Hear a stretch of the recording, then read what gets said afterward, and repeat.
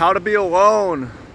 Some advice for how to create space, boundaries in your life so you have alone time if you want that. Or if you have a lot of alone time, how to embrace that to make use of it. If you're going to be alone, here's how to be alone so that you can advance your goals, so that you can have peace, so that you can love yourself and have a good time. So welcome in, fam. Much love. Trav here. This goes for people who are, if you're not around people a lot, you don't have a romantic partner, you don't have a lot of friends, I'm gonna help you out with some advice on how to really enjoy your time alone. Those of you who struggle with that, and for those of you who are very social, give you some ideas for how to create more boundaries, to create more space for yourself. So if that sounds interesting, make sure to hit the thumbs up button. This is something not a lot of people will talk about, not a lot of people are that interested in, but it's something interesting that will improve your life if you pay attention and you listen. This is a theme that we've been talking about. It is important to get time to yourself, time to be alone, because that's when you have time to work on your goals, to work on your life, to take care of yourself. If you're always rolling with the group, always taking care of other people, then you're not really taking care of yourself and you're not going to be able to achieve your goals. How did I write a book, for instance? How do you write a book?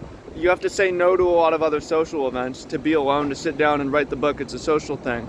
And the book in your life could be getting a degree. You're going to have to be alone to study. You're not always going to have a study partner. It might be becoming running a marathon. You're not always going to have a running partner. You're going to have to train by yourself. Becoming great at anything, learning at anything, achieving any kind of goal, whether it's starting a business or whatever, there's going to be time alone. And it doesn't need to be lonely time, but it does need to be time alone. So you need to cherish that and you need to value that. And you need to learn how to say no to things and be okay with saying no to things. And realize, hey, it's always somebody's birthday. Somebody's always leaving. It's 5 o'clock somewhere all the time. There's always excuses. There's always a holiday. It's always the Super Bowl. There's always an excuse to get together. It's Friday night. It's Saturday night. You need to carve time to be alone. Yes, it's important to have friends and to be social, and especially to do it in a healthy way and a beneficial way and a community way and a teamwork and organization way.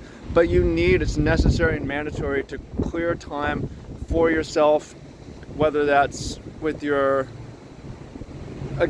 friends, with your spouse, from your kids, whatever it is. It might mean you need to wake up early. It might mean you need to go for a long walk after work by yourself. It might mean that you might need to leave. You might need to stay up late. You might need to say no a lot. But those are different ways that you can clear space for yourself. And it's so important. It's so important. So now that you have time for yourself, it's important that you're okay with being alone. Because if you're alone and you're not okay with being alone, then you're just going to seek, like, what are these people doing? And start hanging out with the wrong people. I'm lonely, so I'm going to go drink. I'm going to go smoke with people Friday, Saturday night because I'm lonely, because I can't be alone. Or I'm going to start a relationship with the wrong person, the first person to come around, because I just can't be alone. If you're going to find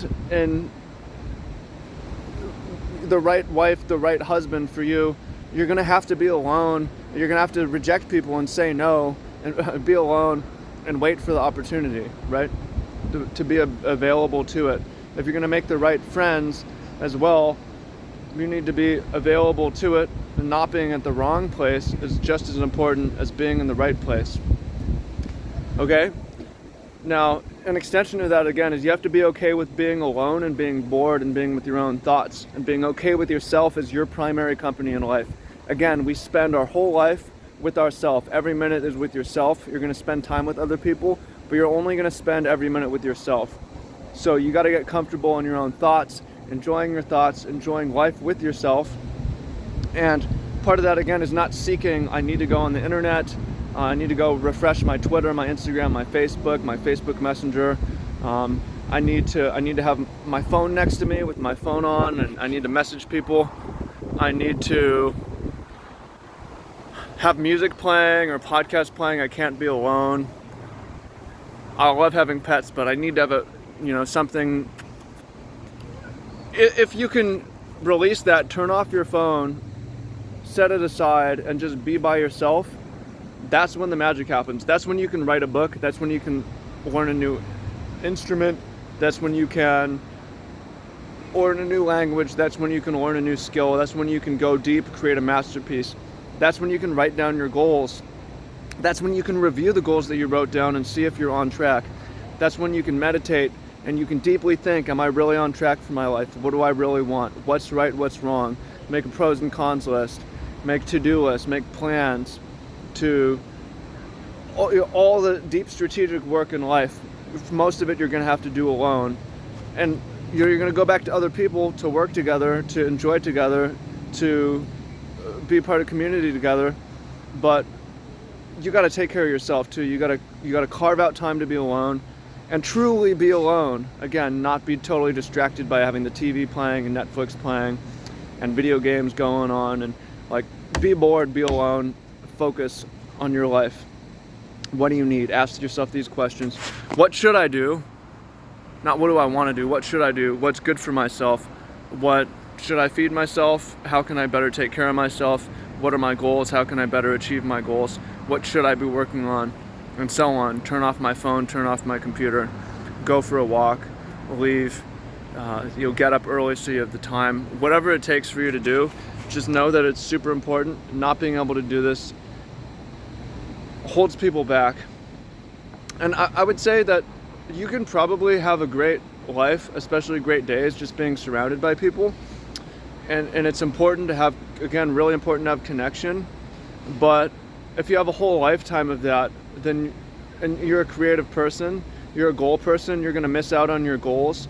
You're gonna miss out on attracting into your life, being deliberate about what you want, who you want. If you wanna create family, whatever it is, you're just gonna end up with a life. You're gonna be a leaf in the wind to whoever comes around and whatever opportunity presents itself.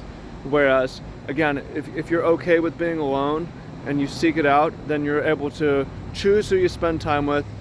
In the long run, you're going to accomplish more things and create more things. If you're a creator, a creative person, you're gonna love that. If you're a goal-oriented person, you're gonna achieve more goals.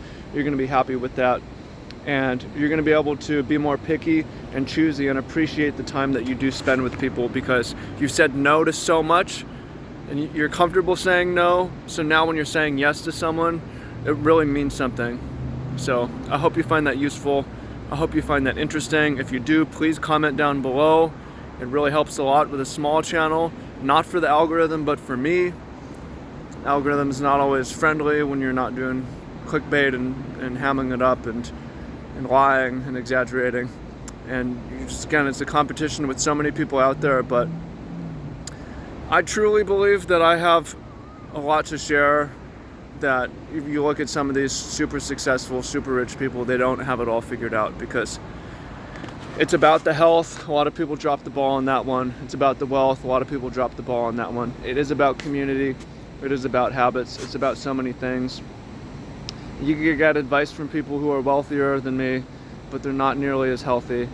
You could get advice from people who have more views and have more success, but they don't have nearly as good days or as good habits, and so on. So I feel like me being well-rounded allows me to share a lot with you. And yeah, stick with me. It's been 10 years making content. Give me another 5 to 10 years. I'm gonna level up my game. I'm gonna level up my life, and I'm gonna have a lot more to share, and I'm excited for that. So stick with me. Stick with me. If I fall out of your feed, you forget about me, I hope you rediscover me years down the line. I hope you click in. And even if I still don't have a lot of views, just to see that I'm still doing it, I'm still showing up, and that I've grown and gotten better. So that's my commitment to you. That's my promise to you. Thank you. Appreciate you. Look forward to seeing your comments down below. Peace.